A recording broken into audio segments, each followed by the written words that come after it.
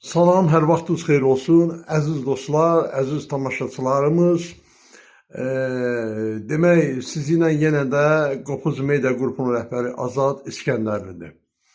Əziz dostlar, mən ilk öncə təbib rəhbərliyinə 2 nəfərlə bağlı təşəkkürümü bildirəcəm. Ondan sonra fikirlərimi buradan söyləyəcəm sizə. Demək, Anar Bayramova biz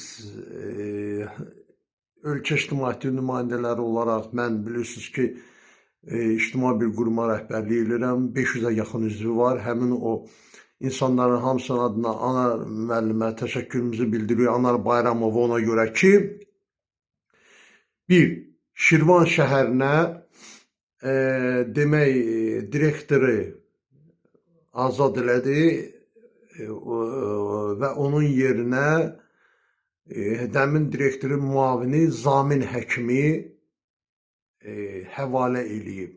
Söz yox, gedən həkim də yaxşı həkim idi, yaxşı insan idi. Zamin həkim də. Həmin Zamin həkimi həvalə eləyib, həmin vəzifəni yerinə yetirmək üçün ona görə Şirvan şəhər Mərkəzi Xəstəxanasının demək, kollektivindən mənə zənglər olmuşdu. Həm onların adından, həm də Şirvan şəhər cəmaatının adından, yəni normal insanlardan gedir söhbət. Təşəkkürümüzü bildiririk Anar Bayramova ki, elə bir həm insandır, həm savadlı həkimdir, həm kollektiv arasında hörmət var, həm də şəhər ictimaiyyəti arasında Zamin həkimin. Ona görə bir daha deyirəm, təbbin icraçı direktoru Anar Bayramova və onun sağında solunda oturan kişilərə çox sağ ol deyirik. İkinci təyinat da Sumqayıtdadır. Yəni bizim şəxsi münasibətlərimiz yoxdur, amma belə tanıyırıq da əvvəldən. Məsələn, Sumqayıta indi təyin olunan Ramin Qasımov Salyan rayonunda xəstəxananın direktoru işləyib. Yəni, onun haqqında onunla bir-iki dəfə görüşüm olub mənim. Ancaq haradasa bir 4 ilə yaxındır ki, mən onu görmürəm. Həmin Ramin Qasımovu Sumqayıtın direktorunu xəstəxananı çıxardıb ona həvalə eləyib və Ramin Qasımova görə də ayrıca təşəkkürümüzü bildiririk. Təbbin icraçı direktoru Anar Bayramova və təbibin yeni rəhbərliyinə.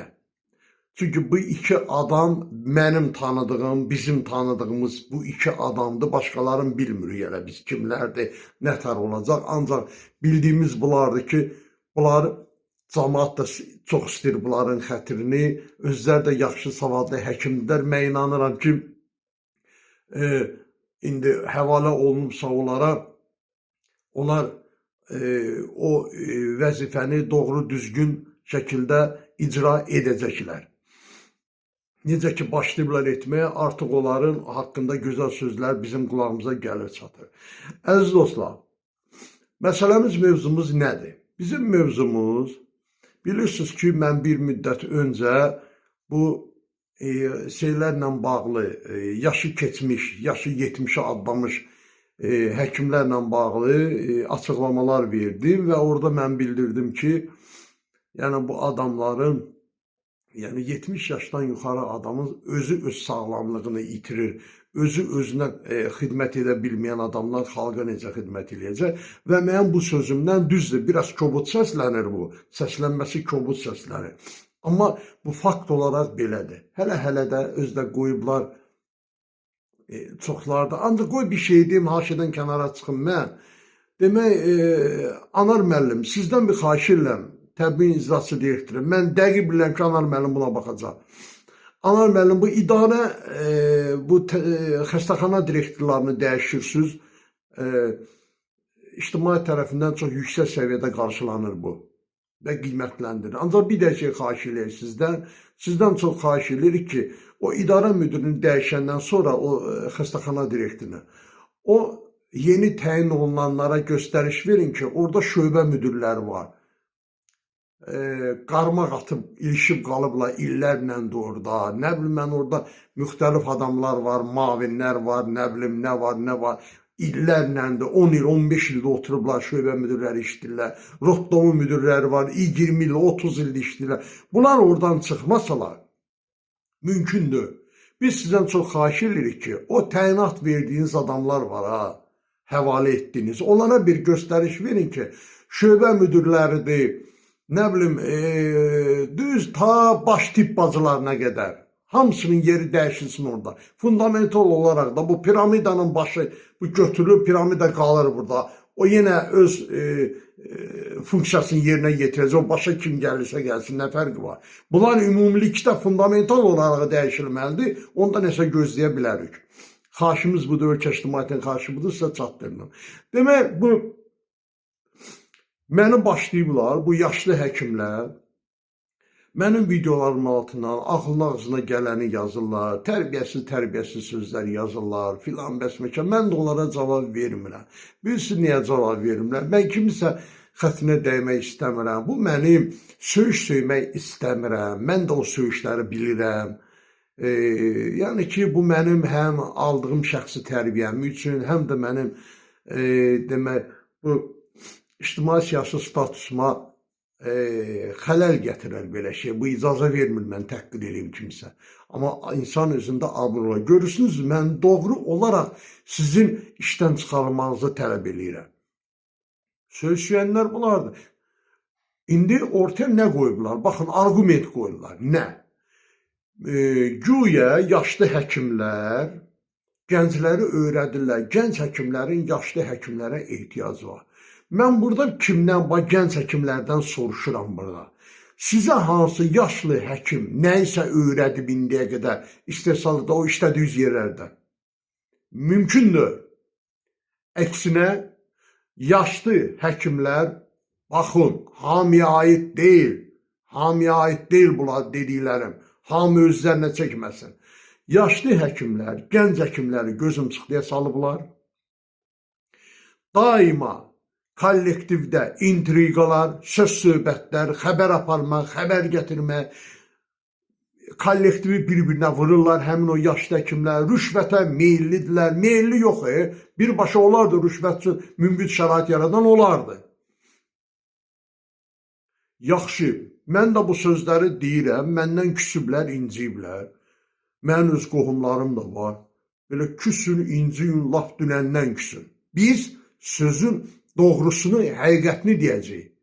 Həqiqətini deyəcək. Yaşlı adam, 75 yaşında bir adam ayağına dolaşa-dolaşa işə gəlib gedir. O öz gedib ayağını müalicə eləsin ki, ayağı dolaşmasın ayağına. Ay sənə qurban olum. 65 yaşında ginekoloq olar. O nə iş görəcək? Nə keyser eləyir o? Ona görə də puldan ötürü o 65-70 yaşında olan ginekoloq bir dənə təbii yolla dünyaya uşaq gəlmir doğum evlərində. Niyə? Rüşvət alırlar həmin bu yaşlılar. Hamı keyser, hamı keyser, hamı keyser. Bir dənə normal təbii yolla dünyaya uşaq gətirən yoxdur. Niyə? Həmin bax bu yaşlı həkimlərə görə 24 yaşında, 25 yaşında bir ginekoloq mən inanmıram ki, gündə 6-da, 7-də keyser eləsin. Bunu ancaq yaşlı həkimlər eləyirlər bunu.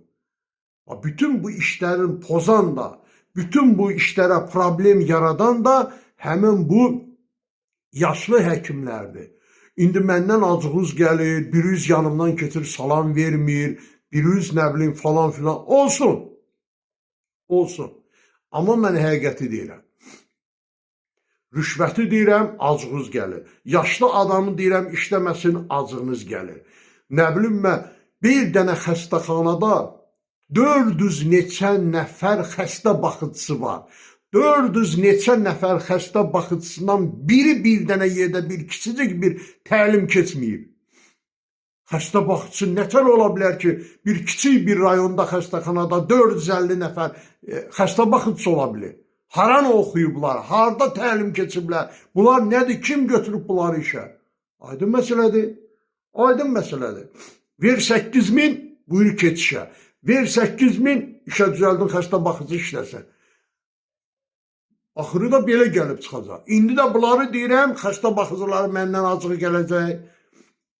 Özdə deyirlər ki, biz 600-700 manat maaş alırıq, 500 manat maaş alırıq. Biz harada gedək oxuyaq ki, bizim imkanımız yoxdur. Təlim almalısan, ay bacı, ay xanım. Sən təlimsiz, təhsilsiz necə işləyirsən orada xəstə baxıcısı? Sən və yaxud da bir dənə, deyək ki, rayonun xəstəxanasına, cərrahiyyə şöbəsində 40 dənə xəstə baxıcısı var. Bunlar nəyə qulluq edir, nə var ki onlar? Bəli, gedəcək bunların hamısı. İxtisara getməlidir və gedəcək də. Kimin təhsili, təlimi keçməyibsə getməlidir ixtisara. Kim incisin, bunu deyirəm pis olam, onu deyirəm pis olam, bunu deyirəm pis olam. Yaxşı, özlə deyirsiniz ki, gözəl biz səhiyyə sistemimiz olsun, gözəl həkimlərimiz olsun, gözəl xəstəxanalarımız olsun. Necə olsun?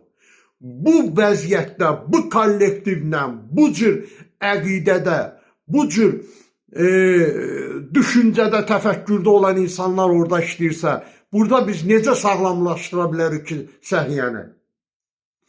Bəlkə kimsə başqa təklif var, buyursun desin. 70-75 yaşında adam nə olacaq ki? Bu adam 65 yaşı var, 70 yaşı var. Bu adam 1975-ci ildə, 76-cı ildə tibb institutunu bitirib. Bəyəm 1975-ci ildəki şəkər xəstəliyi var ha, 2026-cı ildəki şəkər xəstəsi kimidir, eynidir. Dəyişiblər profillərin xəstəliklər. Sovet dövrü dağılıb, təzə təhsil sistemi yaranıb, müasir tibbi biliklər meydana çıxıb. İndi gənclər müasir tibbi biliklər öyrənirlər. Onu tətbiq eləməlidirlər cəmiyyətə, xalqa. Sən 75, 81-ci, 81-ci, 82-ci illərdə tibb institutu qutarmısan, gəlib onu mənə hara tədbir, o dərmandan artıq ləğv olub. Mənə dərman yazıblar ki, mən 3-4 xəstəliyim var mən. Mənə dərman yazıblar, aparmışam aptekə. Aptekçi deyir ki, bu dərmanlar 20 il yoxdur. O nə vəziyyətçin vereyim? Bu adam bilmir ki, bu dərman yoxdur artıq.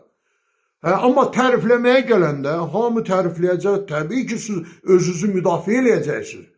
Çünki maaş alırsınız, müqavilə bağlıyorsunuz, bizdə eşidirik, sələndə eşitmişəm mən, müqavilənin demə 6 aylıq yaşlı həkimlə 6 aylıq xəstəxananın direktoru müqavilə bağlayır 2500 manata. 6 aylığın, ilin 5000'ə. Niyə? Rüşvətlə. Demək ki, sizin burada maraqlarınız var da. Siz burada xalqa, millətə xidmət deyil, gənclərə örnək ola. Heç bir gəncə örnək olmursunuz, əksinə gənclərə problemlər yaradırsınız. Yenə də burada mən təkrarən deyirəm, rüşvəti də alan olardı. Rüşvətə münbit şərait yaradan da rüşvət biliklərini öyrədəndir. Bəli, gənclərə onlar öyrədir, amma başqa şeylər öyrədirlər. Yenə deyirəm, hamıya aiddir. İçində 2-3 nəfər çıxmaq şərtinə 98% belədir. Bu xəstəxanaları biz necə düzəldək? Bu 65-70 yaşında adamlarla gəncləri cəlb eləmək lazımdır. Gənclər qaçırlar.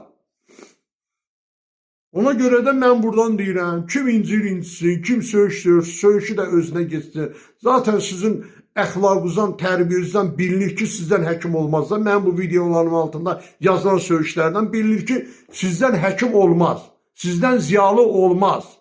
Mən düz, doğru fikir deyəm. Bu qədər əziz dostlar, vaxtınızı çoxalmaq istəmirəm. Tanrı səhiyyəmizi qorusun, Tanrı millətimizi qorusun, Tanrı dövlətimizi qorusun. Çox sağ olun, gecəniz xeyrə qalsın. Bir daha təkrar edirəm, sizinlə Qopuz Media Qrupunun rəhbəri Azad İskəndərli idi.